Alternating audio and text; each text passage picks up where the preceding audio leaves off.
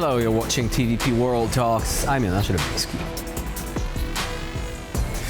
Now, the environmental situation in Europe has been getting worse recently. The latest adverse weather situation has once again raised the question of how to address the growing impact of climate change. Torrential rains in Poland and Hungary, fires in Europe's south and other disasters are a stark reminder of the risks involved. Yet, in a new political climate involving the necessary and justified rise in defense spending, European nations may be more reluctant to support environmental action than they were before. Joining us now to examine the issue is Lorenzo Colantoni, Senior Fellow at the Istituto Affari Internazionali. Hello and welcome to TVP World. Hello. So first of all, given these latest developments concerning what we've seen in Poland, but also in Greece, for example, with wildfires, would you say that year 2025 so far has been in any way exceptional? Well, the issue at this point is that every year is exceptional. Every year is more exceptional than the one before, and so it will in the years to come. I remember when I was working on the field in Spain 2 years ago, I was working in the worst week, in the hottest week of the hottest month of the hottest summer in Spain. And that was 2 years ago. And again, in June, we have seen now the same thing. So, I mean, to answer, yes, it is an exceptional year, but the problem is that this exceptionality has become the new normal all across Europe. So essentially we're looking at extreme weather. Can you actually take us through the most important risks associated with that, the most dangerous phenomena we might be experiencing, and we are experiencing, in the last couple of years? Well, I would say that even what we've witnessed in the past month really show us the danger and the changes that we're facing. I mean, I'm speaking from Italy, and we have witnessed really an unexpected and brutal heat wave that luckily has stopped, but the weather really has changed significantly. At the same time, in the Balkans, for instance, we had a very, very powerful heat wave, a lot of wildfires, and then suddenly hail, a rainstorm that was really, really heavy.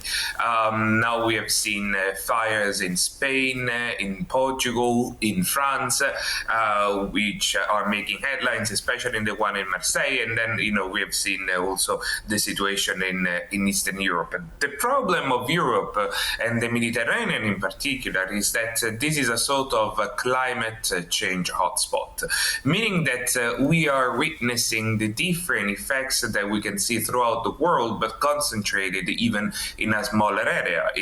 Take the case of Italy again, we can have at the same time droughts. This is a very big issue that we had in the country, but at the same time hydrogeological risk, which means flood and so on. And these floods, we had them at the same time of the heat wave.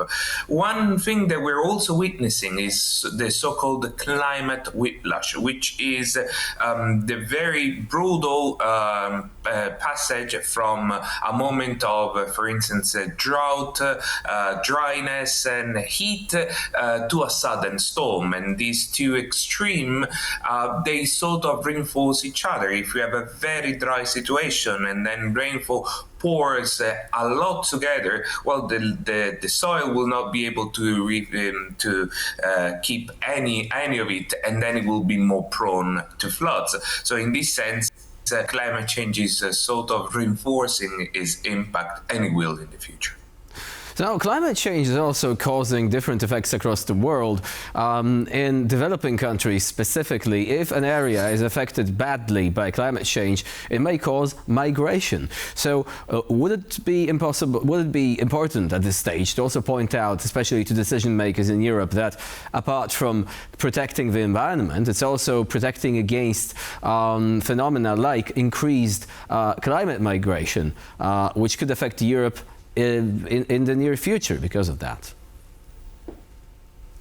I would say that the issues such as climate migration are already affecting Europe nowadays. What we usually expect as an effect of climate change is something that it is very much related to ecosystems, it is very much related to just nature, let's say.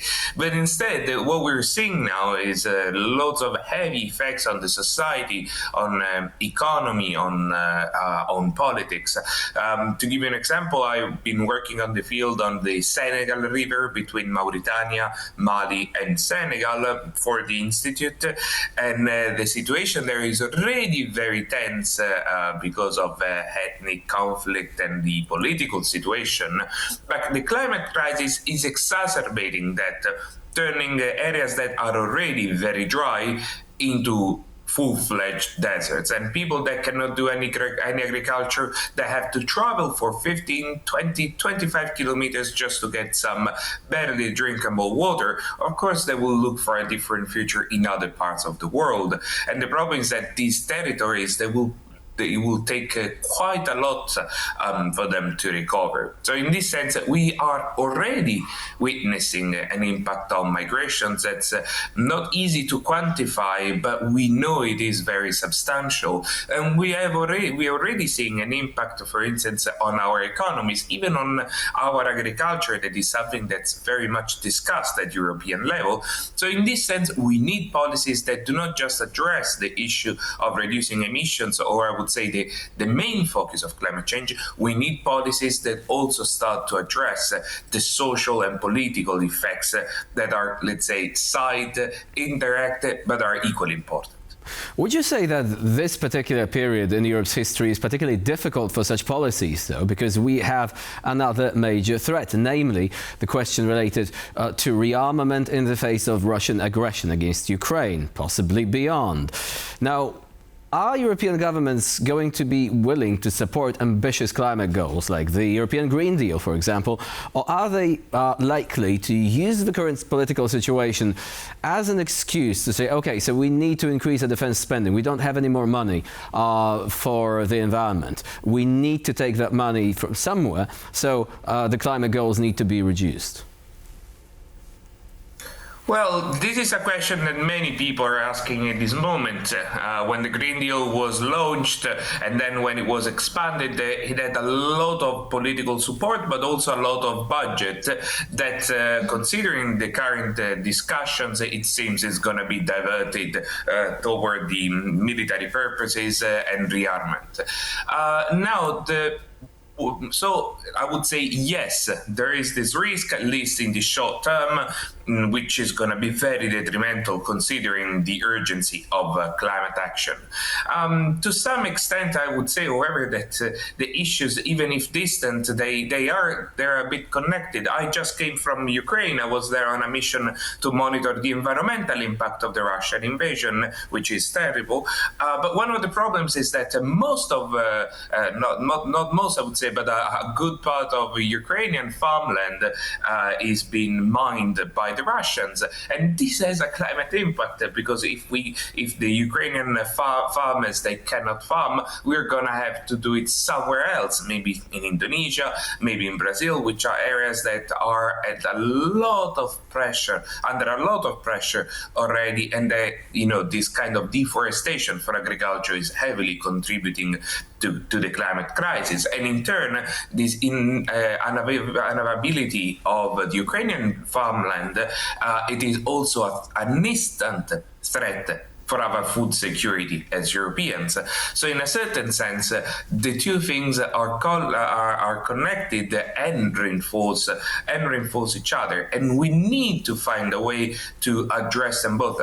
Addressing the situation in Ukraine as Europeans, for us, it is very important. This is a threat that we are facing very close to our home. But at the same time, we need not to forget about these other issues that in a certain sense are fueled and fuel the conflicts in the world. And that is a particularly important point to make. The impact of the war on the ecosystems of Ukraine has been tremendous. Lorenzo Colantoni was our guest today here on TVP World. Thank you very much for joining us and for sharing your insight. Thank you. And I'm Jonasz Lewiński. You're watching TVP World. Please stay with us for more latest news, updates and commentary.